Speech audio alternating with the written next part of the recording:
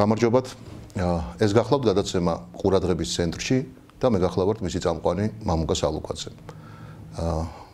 თავად გადაცემა ძირითადად ურბანისტიკის თემას დაეთმობა, ქალაქ განვითარების, ქალაქის გარემოსთან დაკავშირებულ საკითხების მიმოხილვასა და მათზე ჟაბას. სწორედ ჩვენი რესპონდენტები, ანუ ცნობილი ექსპერტები, რომლებიც მოწვეულნი იქნებიან ამ სტუდიაში, ისაუბრებენ იმ პრობლემატიკაზე, რომელიც ქალაქს აწუხებს, იმ პრობლემატიკაზე, რომელიც აქტუალურია დღევანდელი დღისთვის.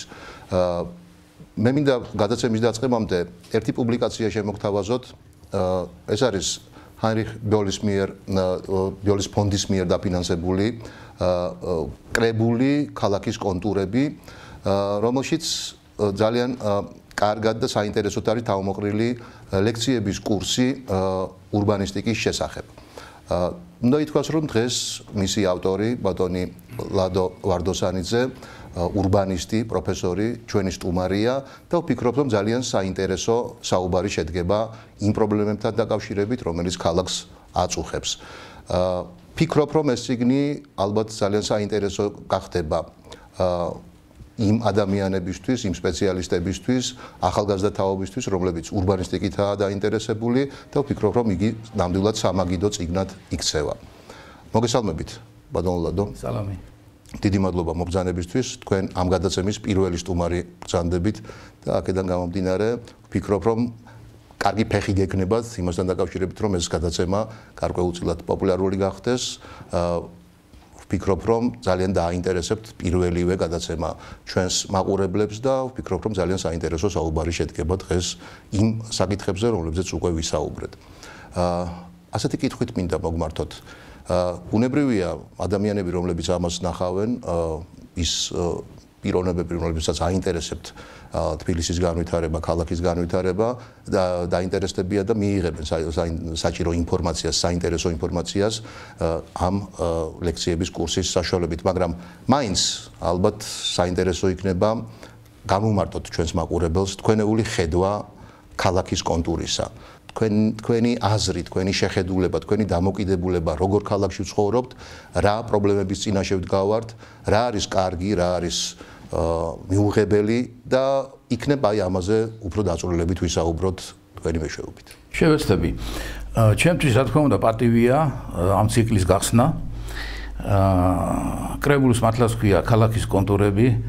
მე მინდა ამთავითვე ორი სიტყვა, ასე ვთქვათ, შევაწიო ამ ციკს ჟანრობრივი მისი თქვათ ადგილის თვალსაზრისით. ეს არ არის აკადემიური მონოგრაფია, რომელიც პასუხს გასცემდა საერთოდ ქალაქ განვითარების და საკუთრივ თბილისის განვითარების ყველა ასპექტს. მაგრამ არის რამდენიმე ძირითადი თემა, წამყვანი თემა ჩემის აზრით, რომელიც ქმნის სწორედ თბილისის კონტურს. რამდენიმე თემა, ერთია საცხოვრისის პრობლემატიკა და მინდოდა ამ ლექცია სტატიაში მეჩვენებინა ისტორიული რეტროსპექტივა საცხოვრისის განვითარებისა თბილისის პირობებში და საერთოდ საბჭოეთის პირობებში, როდესაც საცხოვრისით მანიპულირება ხდებოდა ადამიანის განსაკუთრებული ტიპის, ანუ ჰომო სოვიეტიკუსის ჩამოყალიბების ინსტრუმენტი იყო, შეიძლება ითქვას და კიდეც ჩამოყალიბდა. ჩვენ ახლა ინერციით ვართ ჰომო სოვიეტიკუსის უმრავლესობა, თუ დავაკვირდებით ჩვენს დამოკიდებულებას ურბანული გარემოს მიმართ.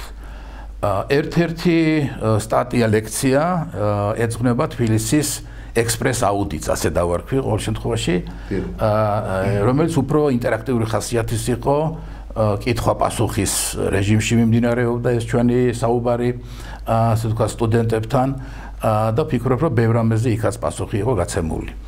ძალიან საინტერესო ახლებური თემაა ქალაქის ბრენდინგი და ამ ბრენდინგში არქიტექტურის როლი.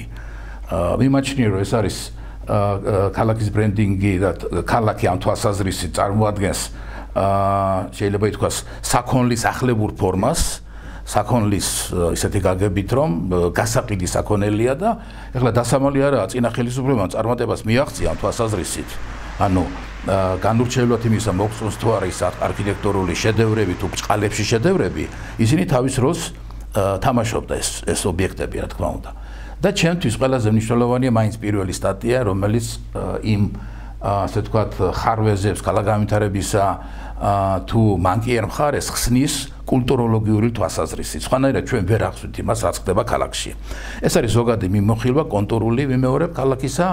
დანარჩენი ალბათ კითხველი თვითონ ასე ვთქვათ შეაფასებს და კიდევ ერთხელ მინდა ხაზი გაუსვა ერთ გარემოებას, რომ ქალაქი არის საზოგადოების ანარეკლი, საზოგადოების მოდელი შეიძლება ასე ითქვას. ამდენად ჩემი აზრით ფილოსოფიური თვალსაზრისით ის მდგომარეობა, რომელიც თბილისში გვაქვს, არის ნორმალური მდგომარეობა, ნორმალური ჩვენი საზოგადოებისთვის. ანუ პრეტენზიები მაქვს არა ქალაქთან, არამედ საზოგადოებასთან. ეს სხვათაშორის საინტერესო თემა, სწორედ ამაზე მინდა შემდეგი კითხვა დავსვა. ამ საკითხთან დაკავშირებით.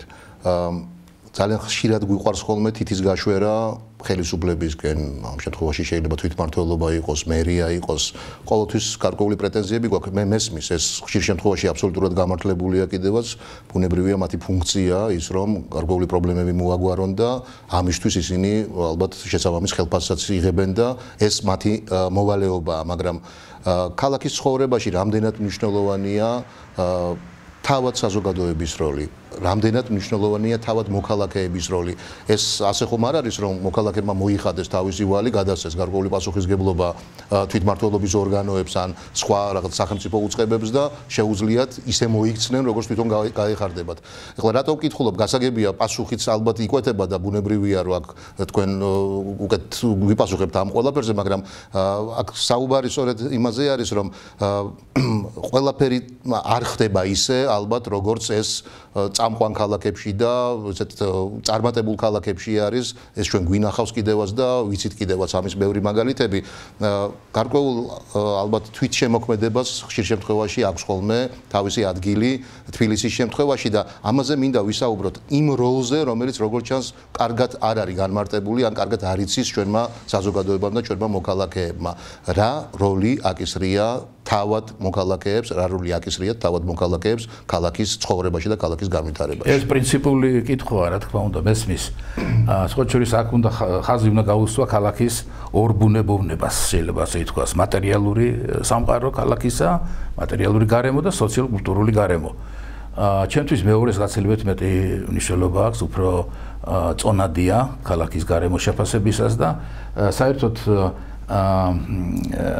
ეპიგრამათაც გამოტანილი მაქვს ერთ-ერთ სტატიაში, აი ამ კრებულში, ქალაქის არაჩვეულებრივი განმარტება სულხან-საბა ორბელიანისეული, თუ გახსოვთ, რომელმაც ხაზი გაუსვა იმას, რომ ქალაქი არის სოციალური ფენომენი, ურთიერთობა და ასე ჟღერს თანამრავლობასა და თანასახლობასა ქალაქს სახელედების ვინადგან ვერ კმაეყოფის ერთი კაცი თავსათვისა, არამედ რათა შევეწეოდეთ ერთი მეორესა და სარგებელსა მივანაყოფებდეთ. ეს არის ღრმა ფილოსოფიური გააზრება ქალაქის ფენომენისა. სამწუხაროდ ჩვენს რეალობაში, ურბანულ რეალობაში სხვა რამეს ვხედავთ, როდესაც ნაკლებად არის მოქალაქეობის სოლიდარობა, სივრცითი ქცევის მოდელები წარმოუდგენლად უხეში, ასე ვთქვათ, მიუღებელია, დაკარგულია ის, რასაც ტრადიციულ საზოგადოებას ასე ვთქვათ ახასიათებს და არ არის შეძენილი ის, რაც ახასიათებს თანამედროვე ურბანულ საზოგადოებებს, თუნდაც დასავლური, ვთქვათ, კულტურული მოდელის ფარგლებში. ასე რომ მე ვფიქრობ, რომ ასე იგი ქალაქი როგორც ძალიან კომპლექსური ფენომენი დღეს კომპლექსური პრობლემის წინაშე დგას ჩვენი ქალაქი თბილისი განსაკუთრებით. სხვათაშორის ამ კონტექსტში მინდა ერთი ძალიან ალბათ დამახასიათებელი მაგალითი ვახსენო, ინტერნეტ სივრცეში გამოქვეყნდა ეს ვიდეო რგოლი, სადაც ილიაუნის წინ პრაქტიკულად ტროტუარზე მანქანები ისე იყო ჩალაგებული, რომ მოქალაქეებს, სტუდენტებს, მათ შორის, რომლებიც მიდიოდნენ უმაღლეს დაწესებულებაში, არ ჰქონდათ არანაირი საშუალება გაევლოთ თავიანთ სავალ ნაწილზე და გადადიოდნენ გზაზე.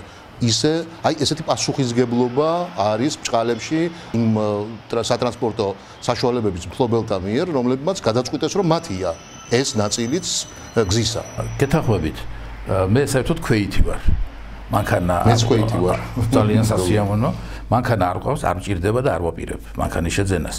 ამიტომ ეს პრობლემები ჩემთვის უცხო არ არის, მაგრამ რაში ვერ დაგეთანხმებით, რომ მძღოლებმა გადაწყვიტეს, მძღოლებმა კი არ გადაწყვიტეს. თბილისის საკრებულომ გადაწყვიტა სამწუხაროდ, აი ეს არის დიდი პრობლემა სხვა შორის. როდესაც მიიღო ნორმატიული აქტი და დაუშვა ტროტუარებზე მანქანის ძლობა. გეთანხმებით კი. თუ თქვათ ამას ასე თქვათ უფრო მასშტაბურად შევხედავთ ასეთ ქმედებას თბილისის საკრებულოსი, შეგვიძლია დავასკვნათ, რომ თბილისის ურბანულ განვითარებაში 10 წლეულების განმავლობაში ადგილი აქვს, ასე დავარქვათ მას მეტაფორულად, ჯინის ბოთლიდან გამოშვების პოლიტიკას. ეს დაიწყო სხვა შორის მიშენება და შენების ნებართვით 99 წლის მაისში. ესე იგი შემთხვევით არ დავასახელე ზუსტი თარიღი, ცოტა ერთ თვეზე მეტია გასული იმ დროს 9 აპრილის შემდეგ და ხელისუფლებას ესაჭიროება გულისმოგება საზოგადოებისა და უშვებს ამას. მოგახსენებათ ჯინის ჩაბრუნება ბოთლში საკმაოდ რთული პროცესია და ეს აეწყო. ამას მოყვა გარევაჭრობის ნებართვის დართვა 92 წლის ეს უკვე პრეზიდენტ შევარდნაძის ხელში პრეზიდენტი არ იყო, მაგრამ ყოველ შემთხვევაში მისი ხელდასმით მოხდა ეს. შემდეგ თუნდაც დღეს აქტუალური თემა მარჯვენა საჭიანე ავტომობილების შემოყვანის არაგზალვა თუნდაც, ხელისუფლება მოქმედებს ქალაქის განვითარების თვალსაზრისით და ურბანული გარემოს, ასე ვიტყოდე, გაწყობის თვალსაზრისით მოქმედებს არა პროაქტიურად, არამედ რეაქტიულად მოქმედებს, რეაქტიურად, ასე იგი რეაგირების რეჟიმშია რაღაც მოვლენებზე. ეს თანამედროვე, ასე იგი ურბანული განვითარებისთვის არ არის პერსპექტიული მიდგომა. მით უფრო რომ დღეს ცნობილია ქალაქ განვითარების ძირითადი პრინციპები, ცნობილია ის მეთოდები, რომლებიც იმართება ქალაქები, ურბან მენეჯმენტი და ასე შემდეგ. ასე რომ ფიქრობ, რომ ცოდნის ნაკლებობასთან არ გვაქვს საქმე, მთავარია პოლიტიკური ნება. მე აბსოლუტურად გეთანხმებით იმაში, რაც თქვენ ბრძანეთ, უბრალოდ მე ის ნიუანსი ალბათ გავამჟღავნე, რომელიც თქვენ თავად აღნიშნეთ, სოლიდარობა. ფიქრი შენ თანამოქალაქეზე, ფიქრი იმაზე, რომ შენი ქმედებით გარკვეულწილად მას მიცე აგრეთვე მოძრაობის საშუალება. ამ შემთხვევაში მე ამ კონკრეტულ შემთხვევას გულისხმობ, მხოლოდ ამაზეა, თორე ის რომ დაშვებულია ავტომანქანების გაჩერება ამ შემთხვევაში სავალ ნაწილზე, ხო ფეხით მოსიარულეთა სავალ ნაწილზე, ამის გამართლებას მე მართალი გითხრათ ვერ ვეძებ, მაგრამ ვერ პოულობ. ეს მე თქმა არსებობს, რომ თუ იმ შემთხვევაშია დასაშვები, თუ ხელს არ შეუშლის გვერდთა გადაადგილებას, თუ რაოდენ უშლის და უშლის ეს ყველაფერი წავიდა. ხო, ხელისუფლების და ალბათ საზოგადოების გარკვეული ნაწილის ქმედება იწვევს იმ შედეგებს, რომლებსაც ჩვენ ყოველდღიურად ხვდებით. ერთი ჩართვა მინდა თქვენის ნებართვით გავაკეთო. მე მინდა ვესაუბროთ ქალაქის ერთ-ერთი უბნიდან ორგანიზაცია პარტნიორობა საგზაო უსაფრთხოებისათვის გამგეობის თავმჯდომარეს ბატონ გელა კვაშილავას. სწორედ სატრანსპორტო პრობლემებთან დაკავშირებით საინტერესოა მისი აზრის გაგება. იმ პრობლემების ალბათ უკვე წარმოჩენა, რომელზეც ჩვენ ახლა ვსაუბრობთ და საერთოდ საზოგადოებაში გარკვეული აზრი არსებობს. მოგესალმებით გელა, საინტერესოა სად იმყოფებით თქვენ და ძალიან გვაინტერესებს რა პრობლემასთან დაკავშირებით შეიძლება იყოს საუბარი თქვენ შართვაში. გამარჯობათ, მივესალმები გადაცემა ყურადღების ცენტრში. ძალიან კარგი წამოწყებაა, დარწმუნებული ვარ, რომ ეს გადაცემა ყველა იმ საკითხს გააშუქებს, რაც ყოველდღიურად აწუხებს ქალაქის თითოეულ მოქალაქეს. მოგეხსენებათ, რომ თბილისში ტრანსპორტთან დაკავშირებული პრობლემები, როგორიც არის პარკინგი, ქვეითად გადაადგილება, საწუდი, ჰაერის დაბინძურება, საგზაო ტრავმატიზმი, მზარდი პრობლემაა და ამ მიმართულებით მნიშვნელოვანია არა მარტო სახელმწიფო უწყებების ქმედებები, არამედ მოქალაქეების მიერ გაფიცნობიერება იმ რისკების, პასუხისმგებლობების, რაც ყოველდღიურად მათ ხდებათ გზაზე, როგორც მომხმარებელს და უშუალოდ მონაწილეს გადაადგილებისას. მინდა ხაზი გაუსვა ერთ ფაქტს, რომ ქალაქში გადაადგილების პრობლემა განსაკუთრებით პრობლემურია ასეთ დიდ ქალაქებში, რადგანაც ყოველწლიურად მატულობს მანქანების რაოდენობა და ეს მანქანები თავისთავად იკავებენ როგორც თავიანთ სავალ ნაწილს, ასევე ტროტუარის გარკვეულ ნაწილს, რასაც ჩვენ ხედავთ. მინდა აღვნიშნო, რომ პარკინგის არსებული პრობლემის მოგვარება მარტო საპარკინგო ადგილების მოწყობით შეუძლებელია, თუ მძღოლებმა პატივი არსეს ქვეითების უფლებებს და ხელი არ შეუწყოს სიტყვაზე ქალაქში საგზაო მოძრაობის უსაფრთხოების კულტურის განვითარებას. შეგვიძლია უამრავი მაგალითი მოვიყვანო და თუნდაც ეს ადგილი, სადაც ვხედავთ, რომ ძალიან ვიწრო ქუჩაა და პარკინგი ორივე მხარეს არის ფაქტიურად მანქანებისთვის, რაც ალბათ ესეთ პატარა ქუჩაზე არ არის მისაღები და თუ გავითვალისწინებთ იმას, რომ თბილისში მანქანების რაოდენობა 450.000 გადააჭარბა და პარკინგის რაოდენობა მხოლოდ 40.000-მდე მანქანას აქვს საშუალება დააპარკინგოს. ესეთი მზარდი სტატისტიკის პირობებში მთავარია, რომ საპარკინგო ადგილების მოწყობასთან ერთად მაქსიმალურად შეიზღუდოს ქალაქის ცენტრში მანქანებისთვის ტროტუარების საპარკინგო ადგილად გამოყენება. ამ მიმართულებით მოქალაქეების პასუხისმგებლობაზეც არის დამოკიდებული ბევრი რაღაცა. მაგალითად შეიძლება ქუჩების ნაწილი უქმე დღეებში გამოცხადდეს მანქანების გარეშე დღეებად იყო ესეთი რაღაცა თბილისში, რადგანაც ეს ხელს შეუწყობს არა მანქანაზე დამოკიდებულ გადაადგილებას, იგივე ველოსიპედს მომავალში საზოგადოებრივი ტრანსპორტის პოპულარიზაციას და აი ესეთი სხვადასხვა ტიპის ტრანსპორტის განვითარების გარეშე, ქვეითად გადაადგილების ახალისების გარეშე შეუძლებელია ჩვენ მარტო გზების მშენებლობით მოვაწესრიგოთ ეს საკითხი. გასაგებია, ძალიან დიდი მადლობა, მართლაც პრობლემატური საკითხი არის და თუ შეიძლება მეორე კითხვაც სხვადასხვა სატრანსპორტო პრობლემას უკავშირდება გერმანული კომპანიის მიერ შესრულებული კვლევა, რომელიც ქალაქ თბილისის მერიის დაკვეთით შესრულდა. იგი ეხება საბურთალოზე ერთ-ერთი მონაკვეთის საცობებისგან განტვირთვის საკითხის კვლევას და მე ვფიქრობ ძალიან საინტერესო შედეგები დაიდო ამასთან დაკავშირებით. კერძოდ ვფიქრობ, რომ ქალაქმა ამ შემთხვევაში თავიდან აიცილა საკმაოდ დიდი თანხის ხარჯვა ფუჭად. ანუ ლაპარაკი იყო იმაზე, რამდენადაც მე მახსოვს, რომ გარკვეული ინფრასტრუქტურა უნდა შექმნილიყო გვირაბების სახით, რომელიც ქალაქის აი ამ უბანში მოეწყობოდა და მოგცემდა თუ არა ის კარგ შედეგს, აი სწორედ ამ კვლევამ დაადგინა. იქნებ უფრო დაწვრილებით ვისაუბროთ ბატონგელა ამ საკითხთან დაკავშირებით, ვიცი რომ თქვენ ესწრებოდით პრეზენტაციას, რომელიც გერმანულმა კომპანიამ წარმოადგინა და თქვენი აზრი ამ ყველაფერთან დაკავშირებით. საინტერესოა გერმანული კომპანია A+S-ის შემოთავაზება, რომელმაც შეისწავლა Holiday Inn-ის არსებული სიტუაცია და შემოგთავაზა ამ დროისთვის შედარებით ხელმისაწვდომი, ესე იგი იაფი გადაწყვეტილება, რაც გულისხმობს ამ ტერიტორიის იგივე საგზაონიშნებით მოწესრიგებას და არა პირიქით ახალი რაღაც გვირაბების, მაგისტრალების მშენებლობით, რადგანაც ცნობილია, რომ იქ სადაც ჩნდება ავტომანქანებისთვის ახალი გზა და გზის ნაწილი ფართოვდება, ავტომატურად ვიღებთ ახალ მოძრაობას, ახალ ნაკადს და ეს ადგილები ხდება ფაქტიურად გადაადგილებისთვის, იგივე იქ იმ არეალში შოპინგისთვის, სხვა აქტივობებისთვის ხელმიუწვდომელი. ამიტომ გერმანელების შემოთავაზება ფაქტიურად ითვალისწინებს იმ თანამედროვე ბოლო ევროპულ მიდგომებს, რაც გულისხმობს, რომ ქალაქის განვითარების დროს, ქუჩების მოწესრიგების დროს, იგივე საცობების პრობლემების მოგვარების დროს ყურადღება მიექცეს, რაც შეიძლება დაბალ სიჩქარეზე ორიენტირებული ინფრასტრუქტურის მოწყობას, უსაფრთხოების კუნძულების მოწყობას, იგივე საგზაონიშნების მოწყობას. მამუკას მინდა უთხრა მადლობა ამ პირველ გადაცემაში მოწვევისთვის. დიდი მადლობა ბატონგელა და შევხვდებით მომავალში იმედია. ბატონ ლადო, მე მგონი საინტერესო ინფორმაცია მოვისმინეთ ბატონგელასგან. თქვენ ხომ არ გაქვთ რაიმე კომენტარი ამ ყველაფერთან დაკავშირებით? ბატონო, არ გახლავარ ტრანსპორტის სპეციალისტი, მაგრამ urban management-ის კუთხით გამაჩნია ჩემი შეხედულება თბილისში სატრანსპორტო პრობლემის თუ გადაჭრასთან თუ არა, ყოველ შემთხვევაში შემსუბუქებასთან დაკავშირებით. საქმე ის გახლავთ, რომ სატრანსპორტო პრობლემატიკა ერთ სიბრტყეზე ვერ გადაწყდება. ერთ სიბრტყეზე. ანუ მინიმუმ უნდა განვიხილოთ სამი სიბრტყე ამ შემთხვევაში. ერთი არის წმინდა გეგმარებითი არქიტექტურული, ტექნოკრატიული მიდგომა, შედეგი გმირთა მოედანი თუ გნებავთ.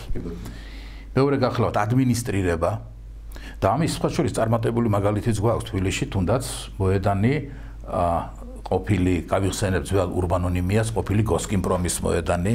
ანუ თამარ მეფის და დავით აღმაშენებლების პროსპექტების გადაკვეთაზე, როდესაც ისევ გერმანელი კოლეგების, ასე ვთქვათ, რეკომენდაციით მოწესრიგებული უთუოდ პრობლემები გაჩნდა სწორედ იქ, სადაც მხოლოდ ტექნოკრატიული მიდგომა იყო განხორციელებული გმირთა მოედანზე და მესამე გადამწყვეტი არის, რა თქმა უნდა, ცნობიერება, ანუ სოციოკულტურული სიბრტყე. ჩვენი ქალაქის ერთ-ერთი მთავარი ასე თქვათ, ამოცანა ალბათ უნდა იყოს საზოგადოებრივი ტრანსპორტის არა მარტო განვითარება, არამედ პროპაგანდა, პოპულარიზაცია, შეთავაზება უკეთესი პირობებისა, რა თქმა უნდა. ვინაიდან ის ხერხები, რომელიც შემოთავაზებულია, თქვათ, ევროპელი ურბანისტების მიერ, მაგალითად, ავტობუსების ხაზები ცალკე გამოყოფილი, ხო? საველოსიპედო ბილიკები, თავისთავად კარგია, უნდა ვცადოთ ექსპერიმენტი, მაგრამ თბილისი არ არის ის ქალაქი, სადაც თავიდან ბოლომდე გამჭოლად შეიძლება ავტობუსის ხაზი გავაწყოთ ჩვენ. ერთია თავშეთ ვაჟა-ფშაველოს პროსპექტი და სხვა არის ძველი ქალაქი და თუდაც სხვა. ანუ აქ ძალიან ფრთხილი მიდგომაა საჭირო, თქმა უნდა, ექსპერიმენტების ჩატარება იქნება აუცილებლად საჭირო. ყოველ შემთხვევაში ვფიქრობ, რომ ქალაქი როგორც მრავალმხრივი ფენომენი საკუთარი სატრანსპორტო პრობლემების გადაწყვეტასაც ითხოვს მრავალ მხრივი შეფასების საფუძველზე. მხოლოდ ერთ გავიმეორებ, ერთ სიბრტყეზე სატრანსპორტო პრობლემები ვერ გადაწყდება. აბსოლუტურად გეთანხმებით. მოგეხსენებათ გენგეგმაზე მიდის ახლა მუშაობა ქალაქის მიწასარგებლობის გენგეგმაზე. ვიცით ჩვენი მოსხოველი პარტნიორების აზრიც გარკვეულ საკითხებთან დაკავშირებით, სწორედ ექსპერიმენტები არის ის პირველი შემოთავაზება, რომელიც მათ თუნდაც სატრანსპორტო სფეროში შემოგთავაზეს. ბუნებრივია უნდა ვცადოთ, ბუნებრივია ჩვენი ქალაქი შეიძლება არ გავდეს გარკვეულწილად აი იმ წამყვან ქალაქებს, რომლებზეც ბევრი ექსპერიმენტიც გაკეთებულა და დღეს უკვე თავისუფლად შეიძლება ითქვას, რომ მათ სატრანსპორტო კუთხით დიდ წარმატებებს მიაღწიეს, მაგრამ ალბათ ისიც არ უნდა დავივიწყოთ და ისიც უნდა აღვნიშნოთ, რომ ის მითები, რომ თბილისში არ შეიძლება ველობილიკის გაკეთება, ის მითები, რომ თბილისში არ შეიძლება თქვა იგივე როგორც ეკოლოგიურად სუფთა ტრანსპორტის სახეობების სხვადასხვა სახეობებზე მაქვს მელაპარაკი დანერგვა, ესეც არ არის მართალი. ანუ აქ სწორედ ექსპერიმენტების და მე აბსოლუტურად გეთანხმებით, ექსპერიმენტების გზით ჩვენ უნდა ვცადოთ ოპტიმალური გადაწყვეტილებების მიღება და ალბათ ამის გარისკვაც ღირს, იმიტომ რომ თვითონ იმ სიტუაციიდან გამომდინარე, რომელიც ქალაქში არის, ალბათ ასე გაგრძელებაც აღარ შეიძლება, იმიტომ რომ ჩვენ რაღაც გარკვეულ კოლაფსამდე უკვე მისულები ვართ, რომლის იქითაც კატასტროფაა და ჩვენ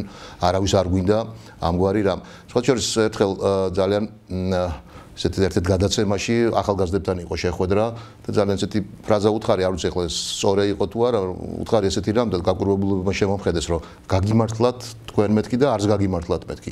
არ გაგიმართლათ, იმიტომ რომ არ ცხოვრობთ ისეთ ქალაქში, ისეთ ქალაქში, რომელშიც თქვა უცხოეთში ყოფნისას მიჩვეულები ვართ, რომ რაღაც გარემო არის ძალიან მეგობრული, ხო, ადამიანების მიმართ, სადაც თავისუფლად შეიძლება ცხოვრება საცხოვრებლად ვარგისია, როგორც ეს ტერმინი გულისხმობს, კეთილმოწყობილია, ხო, ქალაქი. აი ესეთ გარემოში არ ცხოვრობთ მეთქი, მაგრამ გაგიმართლათ იმ კუთხით მეთქი, რომ თქვენ შორს წასვლა არ გჭირდებათ, რომ დაინახოთ და თქვენ თავზე გამოწადოთ თუ ხო, როგორი ქალაქი არ უნდა იყოს მეთქი. მეც სწორედ აი ამ ჭრილში მინდა შემდეგი კითხვა დავსვა. ძალიან ბევრი კონცეფცია არსებობს ქალაქ გეგმარებითი, ურბანული, მწვანე ქალაქიც ვიცით, მდგრადი ქალაქიც ვიცით, ხო, საცხოვრებლად ვარგისი ქალაქიც ვიცით, smart city, გონიერი ქალაქიც ვიცით, ასე შემდეგ და ასე შემდეგ.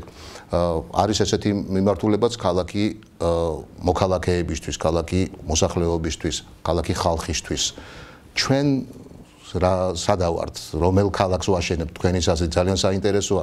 საითკენ მივდივართ, აი ეს არის ალბათ ძალიან საინტერესო კითხვა მაყურებლისთვისაც.